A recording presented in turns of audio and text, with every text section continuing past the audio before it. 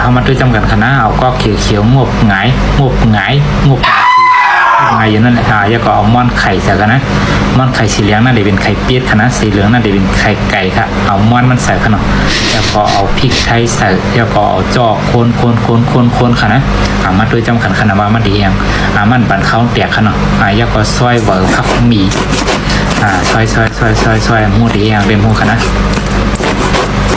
แล้วก็ซอยโหมันมีหอก็ทุบที่ในกำเดียวขนมเราไล่กอกเปลือกง่ายๆค่ะนะเนี่ยก็โถซอยแล้วก็เอามาลวกน้ำไม้ซอยเอามาลวกน้ำไม้ตั้งคิดหลอดค่ะนะโหพักปึกของค่ะนะแล้วก็ตักขึ้นมาเสิร์ฟหวานเดี๋ยวกอกมาทางกระมุใส่ข้าวสารมันดีอย่างขนาดดีของเขาใส่นึกเกี่ยวอะไรแล้วก็